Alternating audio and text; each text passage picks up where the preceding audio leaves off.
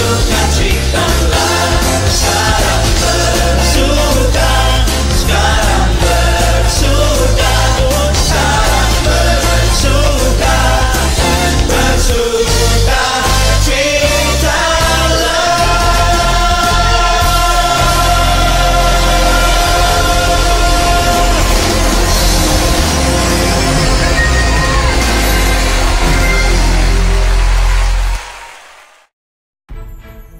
Shalom warga kerajaan, welcome to Rock International Ministry Malaysia.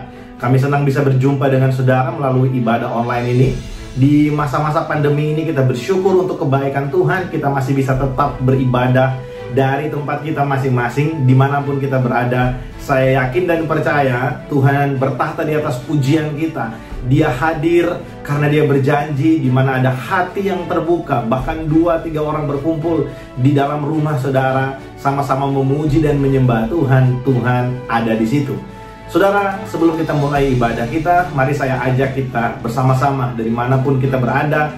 Mungkin saudara ada di rumah, di kantor, di dalam perjalanan, dimanapun saudara, apapun yang sedang saudara hadapi hari ini, mari datang dengan iman kepada Tuhan.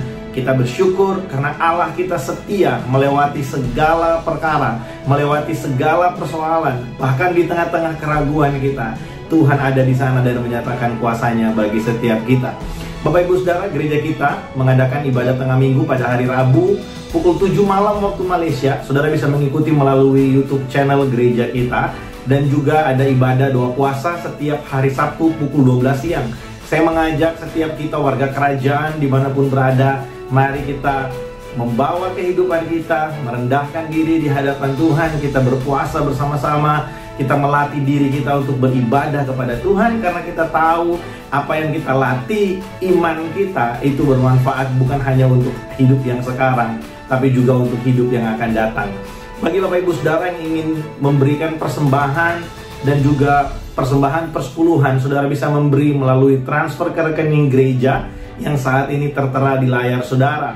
Saya selalu menyampaikan bahwa kita memberi bukan karena kita ingin menjadi semakin kaya, kita memberi bukan supaya kita ingin semakin diberkati, tapi karena kita telah terlebih dahulu menerima semua yang baik dari Tuhan. Kesetiaan Tuhan, kebaikan Tuhan yang Dia nyatakan di sepanjang kehidupan kita, secara khusus di tengah-tengah masa pandemi ini, Tuhan tetap memelihara kita. Kita masih bisa ada dengan segala keadaan kita hari ini, semua karena kebaikan Tuhan. Daripadanya lah segala sesuatu yang kita miliki, dan daripadanya lah segala sesuatu yang bisa kita nikmati hari ini.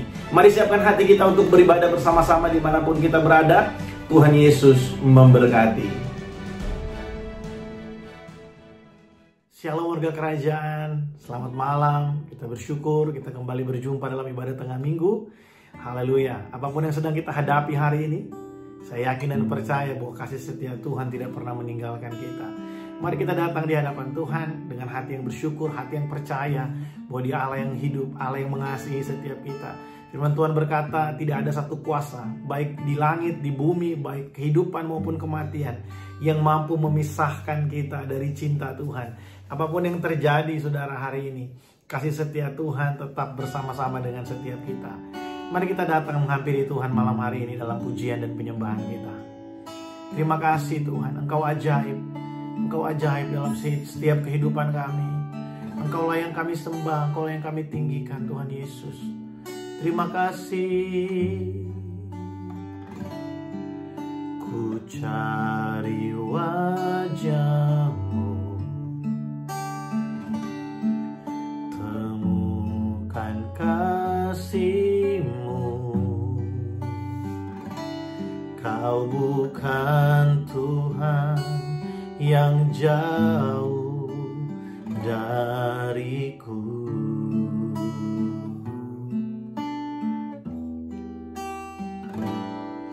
Ku panggil namamu, ku dengar jawabmu. Kau Tuhan yang selalu dengar seruan hatiku. Sungguh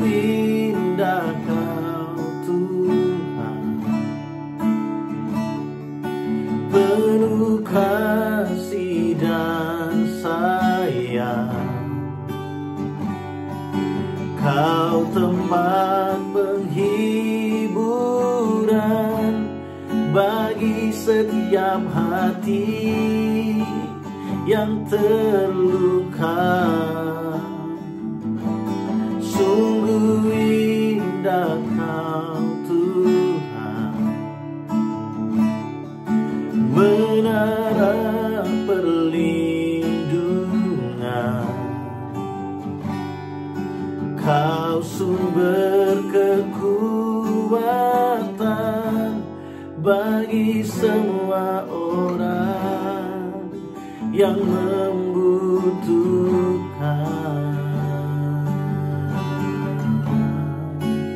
Kami panggil nama-Mu Tuhan Yesus. Ku panggil nama-Mu, ku dengar jawab-Mu. Kau Tuhan yang selalu dengar seruan hatiku. Mari angkat tangan kita malam hari ini, sembah Tuhan. Sungguh indah Kau Tuhan, penuh kasih dan sayang. Kau tempat penghiburan bagi setiap hati yang terluka. Sungguh indah Kau Tuhan, menara perlindungan. Kau sumber kekuatan bagi semua orang yang membutuhkan. Sungguh indah Kau Tuhan, sungguh indah Kau Tuhan,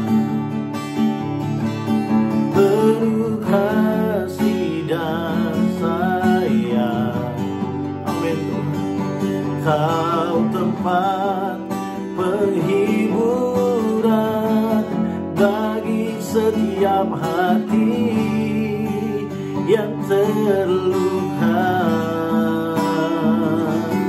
Sungguh indah Kau Tuhan, Kau menara perlindungan kami, menara perlindungan.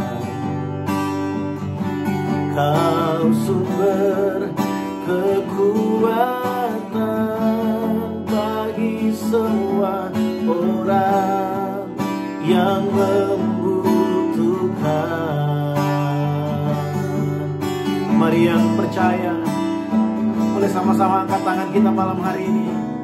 Kita mengakui sungguh indah Engkau Tuhan, tidak ada yang seperti Engkau Tuhan Yesus. Sungguh indah Kau Tuhan, penuh kasih dan sayang. Kau tempat penghiburan bagi setiap hati yang terluka. Sungguh indah Kau Tuhan, menara perlindungan. Kau sumber kekuatan bagi semua orang yang membutuhkan.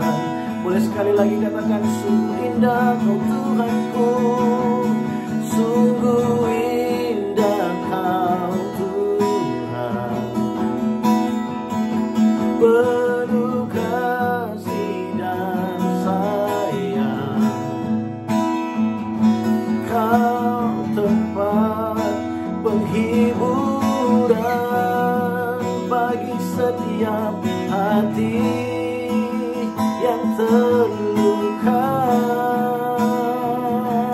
Sungguh indah Kau Tuhan, menara perlindungan. Kau sumber kekuatan bagi semua orang yang membutuhkan.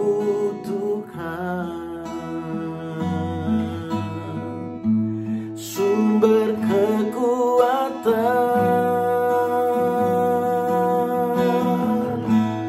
sumber perlindungan,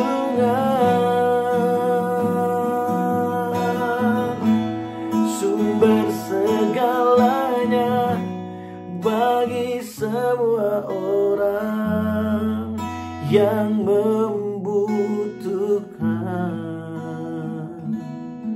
Kaulah sumber dalam hidup kami. Terima kasih Tuhan Yesus. Terima kasih Tuhan. Engkaulah sumber dari segala sesuatu yang kami butuhkan. Engkaulah sumber dari segala sesuatu yang kami perlukan. Engkaulah sumber ya Tuhan dari segala sesuatu yang ada dalam hidup kami.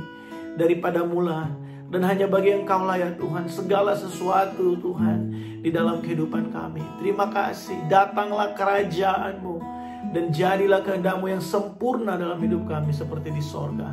Terima kasih Bapa. Malam hari ini kami membuka hati kami bagi kebenaran firman-Mu.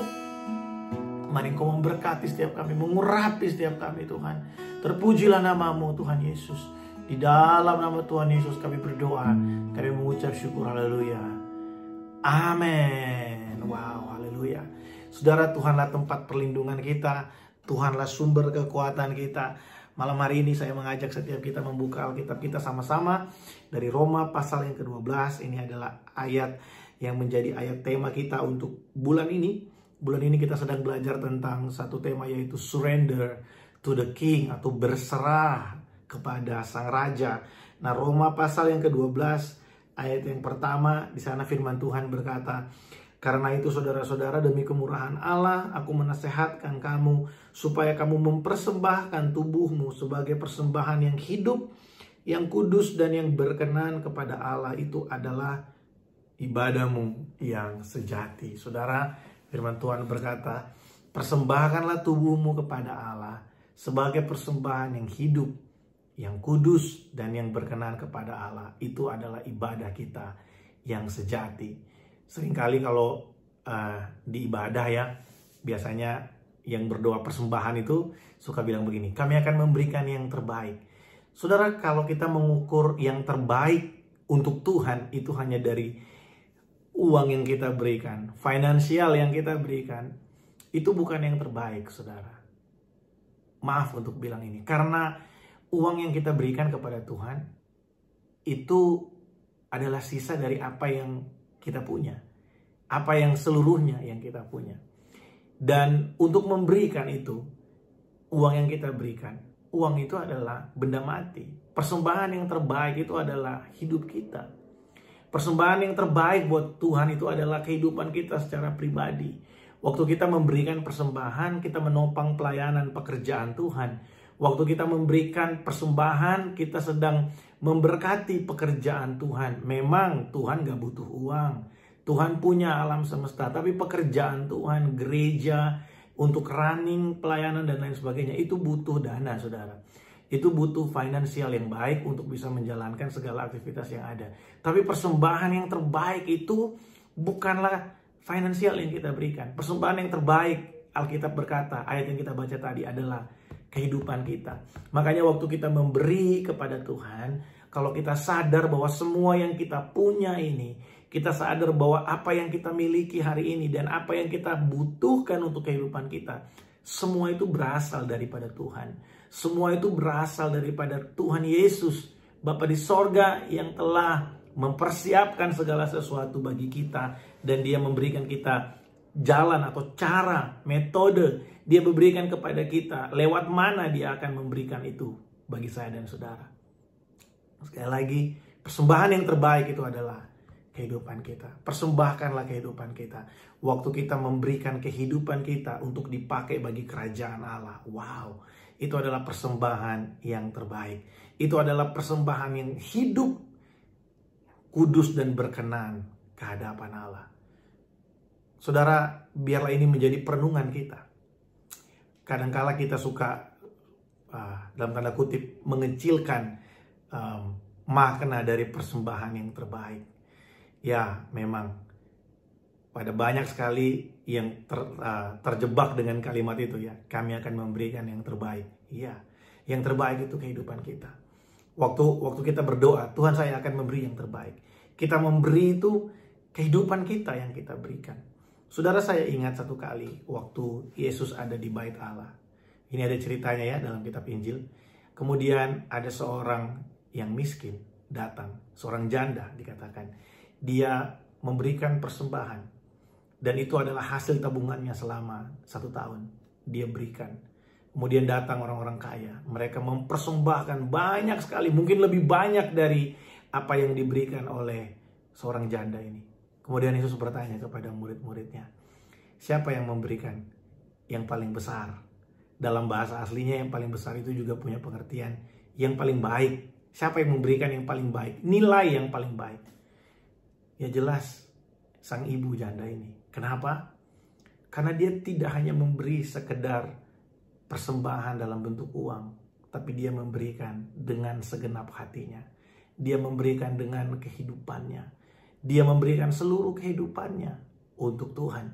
Bukan berarti semua gaji kita selama 1 tahun ini kita berikan buat persembahan di gereja. Bukan, saudara ya. Bukan itu maksudnya. Maksudnya adalah waktu kita mau memberi kepada Tuhan, pastikan yang pergi ke sana ya dalam ibadah online, dalam keadaan seperti sekarang ibadah online, ada banyak gereja yang bergumul dengan finansial gereja mereka.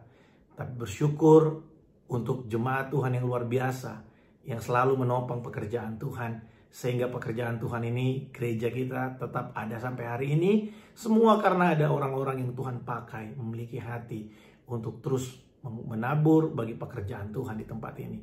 Maksudnya adalah ketika maksud dari perumpamaan Yesus, bukan perumpamaan, maksud dari pertanyaan Yesus itu adalah waktu kita memberikan sesuatu kepada Tuhan, biarlah yang pergi ke sana, yang keluar dari hidup kita bukan hanya benda-benda mati, tapi biarlah dengan kehidupan kita, dengan hati kita juga ikut mengasihi Tuhan. Waktu kita datang ke hadirat Tuhan, kita memberikan, mungkin kita nggak bisa kasih finansial, kita nggak bisa kasih uang, tapi kita bisa kasih hati kita, kasih penyembahan kita. Saudara, kalau saudara pernah mengalami ketika situasi yang begitu sulit sehingga tidak bisa lagi, ya kita berpikir mungkin kalau lebih sulit dari itu mungkin kita akan mati. Di titik-titik seperti itu, kita akan benar-benar merasa bahwa anugerah Tuhan itu luar biasa bagi kita. Anugerah Tuhan itu besar bagi kita dan mempertahankan kehidupan kita. Saudara, kalau kita tahu betapa hancurnya kehidupan kita dan kita tetap dikasihi, dicintai oleh Allah, seharusnya kita memahami maksud dari Paulus ketika dia berkata, aku menasihatkan kamu saudara-saudara, supaya kamu mempersembahkan tubuhmu sebagai korban yang hidup, yang kudus dan berkenan kepada Allah. Itu adalah ibadahmu yang sejati. Saya nggak khotbah hari ini tentang persembahan, bukan. Saya khotbah tentang persembahan yang sejati, ibadah yang sejati. Saudara, ibadah itu adalah perjumpaan dengan Tuhan. Inti dari ibadah itu bukan nyanyi-nyanyinya, bukan yang lain, bukan. Inti dari sebuah ibadah itu seperti sekarang ini adalah perjumpaan dengan Tuhan.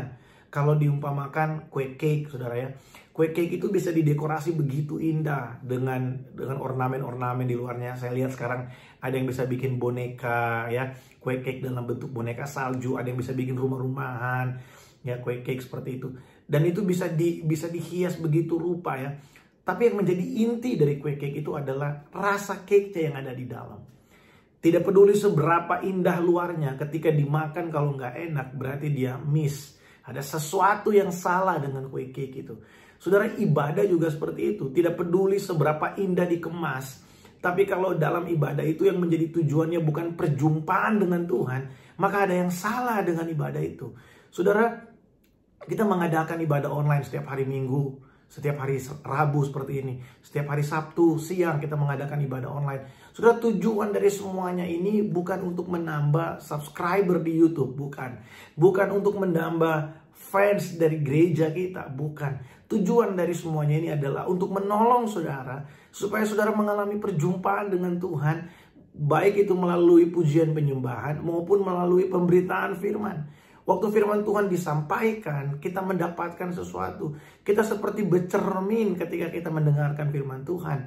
Kalau kita mau keluar rumah, kita pergi ke cermin dan melihat ada yang tidak beres di cermin itu, ya, maksudnya penampakan kita sepertinya ada yang salah. Yang kita benerin kan bukan cerminnya, yang kita benerin kan diri kita. Kita lihat rambutnya kayaknya kurang kesisir nih. Kita nggak mungkin taruh sisirnya di cermin yang kita sisir gini kan, nggak mungkin. Rambut kita yang kita sisir, kemudian kita lihat udah sesuai belum di cermin. Kalau iya, ya berarti kita melakukan dengan benar, saudara. Nah, begitu juga ketika kita mendengarkan firman Tuhan, kita sedang menikmati perkataan Tuhan, kita sedang menikmati firman Tuhan, bahkan kita sedang menikmati pribadi Tuhan sendiri ketika kita sedang merenungkan, mendengarkan firman Tuhan. Makanya saudara, semuanya ini dilakukan, ibadah online ini dilakukan bukan untuk menambah, sekali lagi, bukan untuk menambah kegiatan kita di rumah, bukan. Kegiatan kita di rumah itu udah terlalu banyak. Ini diadakan untuk menolong setiap kita. Gereja punya tanggung jawab buat saudara, supaya saudara bisa terus diperlengkapi, saudara bisa terus belajar sesuatu. Karena ini penting di akhir zaman. Saudara, firman Tuhan hari ini menjadi sesuatu yang penting sekali buat kita. Memang dari dulu penting, tapi di saat-saat seperti ini menjadi semakin krusial bagi gereja untuk bisa mempersiapkan atau membagikan firman Tuhan, memperlengkapi jemaat Tuhan untuk punya kehidupan yang kuat di dalam Tuhan. Saudara, firman Tuhan berkata, persembahkanlah tubuhmu kepada Tuhan sebagai persembahan yang hidup, yang kudus dan berkenan kepada Allah. Nah, hari Minggu kemarin kita belajar ada 3 alasan mengapa kita harus mempersembahkan tubuh kita ini sebagai persembahan yang hidup, yang kudus dan yang berkenan. Yang pertama kita akan bahas secara lebih dalam hari ini, yaitu karena tubuh kita ini telah ditebus oleh darah Yesus. Karena kita ini telah ditebus oleh darah Yesus. Mari kita lihat Alkitab kita dari Roma pasal yang ketiga. Kita akan membaca beberapa ayat di situ. Roma pasal yang ketiga, mulai dari ayat yang ke-21. Kita akan baca sampai dengan ayat yang ke-24. Roma pasal yang ketiga, ayat yang ke-21 sampai dengan ayat yang ke-24. Saya akan bacakan bagi setiap kita. Saudara bisa mengikuti melalui tayangan di layar saudara. Roma pasal yang ketiga, ayat 21 sampai dengan ayat yang ke-24. Tetapi sekarang tanpa hukum Taurat kebenaran Allah telah dinyatakan seperti yang disaksikan dalam kitab Taurat dan kitab-kitab para nabi, yaitu kebenaran Allah karena iman dalam Kristus Yesus bagi semua orang yang percaya, sebab tidak ada perbedaan, karena semua orang telah berbuat dosa dan telah kehilangan kemuliaan Allah, dan oleh kasih karunia Allah telah dibenarkan dengan cuma-cuma karena penebusan di dalam Kristus Yesus. Saudara, perhatikan ayat yang ke-21. Di sana dikatakan, tetapi sekarang tanpa hukum Taurat kebenaran Allah telah dinyatakan seperti yang disaksikan dalam kitab Taurat dan kitab-kitab para nabi. Saudara, kebenaran melalui pengorbanan Yesus Kristus itu bukan baru diberitakan ketika Yesus datang ke dunia, bukan. Tapi sejak dalam perjanjian lama, bahkan dari kitab Taurat sekalipun, telah diberitakan tentang pembenaran di dalam Kristus Yesus. Saudara, kitab Taurat, hukum-hukum Taurat itu berbicara tentang batas-batas yang diberikan. Itu seperti pengasuh yang diberikan kepada seorang anak yang masih kecil, sampai anak itu menjadi dewasa. Jadi saudara, ketetapan-ketetapan, jangan begini, jangan begitu, harus begini, harus begitu. Diberikan ketetapan-ketetapan dengan pendisiplinan-pendisiplinan itu buat orang-orang yang belum dewasa. Tetapi ketika seseorang telah mengalami akil balik, mereka punya kesadaran tentang apa yang salah dan apa yang benar. Dan kedewasaan di dalam Tuhan itu digambarkan dengan, itu ditandai dengan perjumpaan seseorang dengan Tuhan Yesus Kristus, ketika dia mengalami Tuhan, ketika dia menerima Yesus sebagai Tuhan dan Juru Selamat, maka dia akan mendapatkan pewahyuan tentang Tuhan, mendapatkan hikmat tentang kehidupan, sehingga walaupun tidak ada yang memberikan larangan, dia tahu bahwa itu salah. Saudara, orang-orang yang mengenal Tuhan, mereka akan mengetahui apa yang menjadi kesukaan, apa yang Tuhan tidak suka, apa yang Tuhan suka. Tentunya dengan perenungan akan firman Tuhan. Oleh sebab itu, saya berbicara hari ini kepada orang-orang yang dipilih Tuhan, yang telah menjadi orang percaya. Bapak Ibu Saudara, sampai di mana kesadaran kita akan dosa? Sampai di mana kesadaran kita akan sesuatu yang tidak berkenan dan berkenan di hadapan Allah? Jangan sampai kita miss terhadap hal ini. Saudara, Roh Kudus ada di dalam diri kita. Roh Kudus itu sudah ada dalam diri kita ketika kita menerima Yesus sebagai Tuhan dan Juru Selamat. Firman Tuhan berkata, kamu dilahirkan kembali. Roh yang ada di dalam kita ini dilahirkan kembali. Dan ada Roh Kudus di dalam hidup kita. Dicurahkan hanya Roh Kudus dalam hidup kita.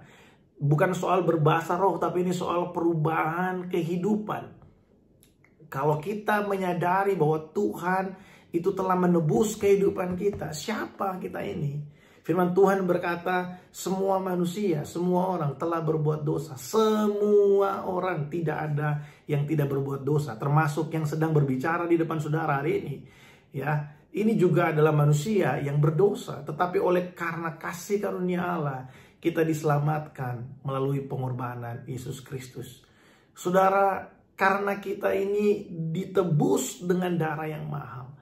Kalau kita tahu betapa tidak layaknya kita, betapa hancurnya kehidupan kita yang dulu karena dosa. Sebelum kita mengenal kebenaran, kita seperti anak-anak, saudara. Sekalipun mungkin umurnya udah banyak, tapi karena kita belum mengenal kebenaran, kita menjadi hidup seperti kekanak-kanakan. Gampang tersinggung, gampang marah. Kita menjadi orang yang suka cari perkara. Ada lagunya ya, cari perkara. Ya, salah, bukan itu lagunya ya. Guyon aja biar kita nggak terlalu serius ya, supaya kita nggak tegang maksudnya. Saudara, kita hidup seperti anak-anak. Kita suka cari perhatian, kita suka membicarakan sesuatu yang sementara ya. Saudara lihat anak-anak dikasih mainan ya, baru 1-2 jam udah bosan cari yang lain. Hal-hal yang sementara yang seperti itu yang dibicarakan oleh orang-orang yang belum dewasa. Tapi ketika kita dewasa, kita menerima Yesus sebagai Tuhan dan Juru Selamat, kita dilahirkan kembali. Roh Kudus menolong kita untuk kita bisa punya satu pewahyuan apa yang kekal dan yang sempurna untuk kita kejar dalam kehidupan ini. Yaitu memberikan kehidupan kita untuk dipakai bagi kerajaan Allah. Saudara, Paulus menulis kepada jemaat yang di Korintus, Yesus yang tidak mengenal dosa, dibuatnya menjadi dosa supaya kita yang berdosa diterima menjadi anak di hadapan Allah. Saudara, kalau kita sadari betul betapa hidup kita ini hancur tanpa Tuhan, betapa keberadaan ini tidak akan menjadi apa-apa tanpa Tuhan. Saudara, kita nggak mungkin hidup lagi bagi diri sendiri. Kita tahu bahwa hidup kita ini untuk Tuhan. Hidup kita ini untuk Yesus. Apapun yang saudara dipercayakan oleh Tuhan hari ini. Mungkin saudara dipercayakan keluarga. Saudara dipercayakan anak-anak, saudara dipercayakan pekerjaan, saudara dipercayakan karir yang baik. Saudara, mari pakai semuanya itu untuk mempermuliakan Tuhan. Bukan hanya untuk kepentingan kita sendiri, tapi ada maksud Allah di situ supaya kita mempersembahkan tubuh ini, kehidupan ini sebagai korban yang hidup, yang kudus dan berkenan kepada Allah. Korban yang hidup itu artinya bukan korban yang mati, korban yang hidup, yang selalu ada. Kita yang terus-menerus dibaharui, kita yang terus-menerus diperlengkapi supaya kita bisa memberi yang lebih baik buat Tuhan. Sekali lagi, memberi tidak selalu berbicara tentang finansial. Memberi berbicara tentang hati kita. Bagaimana kita memberikan hati kita untuk Tuhan. Bagaimana kita memberikan kehidupan kita untuk dipakai oleh Tuhan bagi kepentingan kerajaan Allah.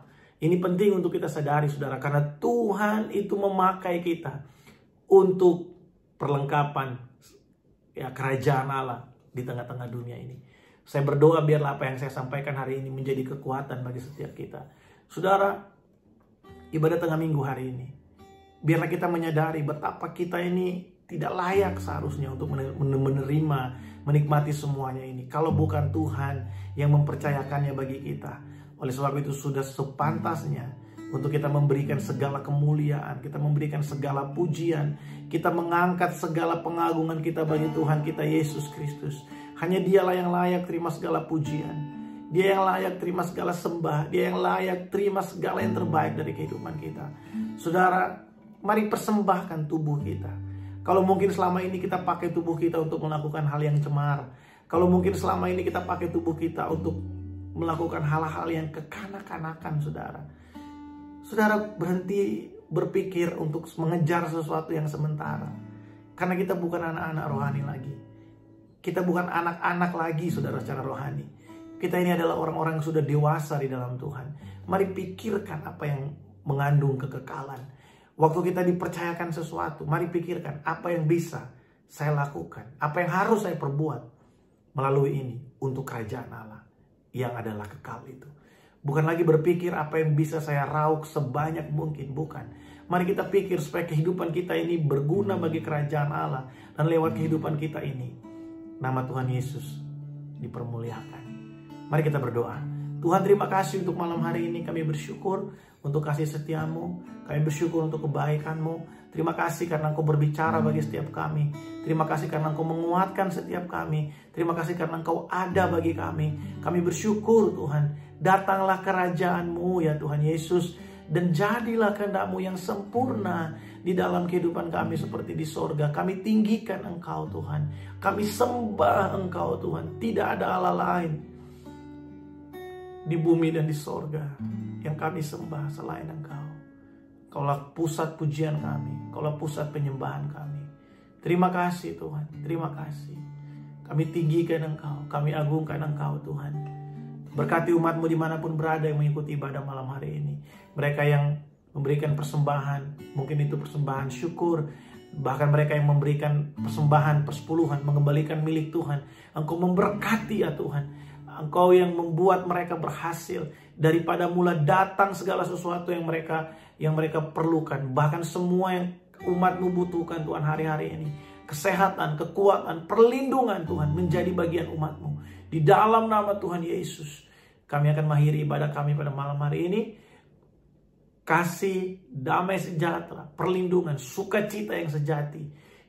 Dalam nama Bapa, Sang Putra, dan Sang Roh Kudus menjadi bagian kita mulai malam hari ini sampai Maranatha, Tuhan sudah datang pada kali yang kedua. Haleluya. Amin. Puji nama Tuhan. Jangan lupa mengikuti ibadah doa puasa kita pada hari Sabtu nanti pukul 12 siang. Saya mendorong setiap kita warga kerajaan untuk ikut berpuasa bersama-sama. Kalaupun saudara tidak ikut berpuasa, mari saudara ikut ibadah doa puasa untuk kita sama-sama menerima firman Tuhan. Kita dikuatkan oleh kebenaran firman Tuhan. Tuhan Yesus memberkati. Selamat malam. Shalom.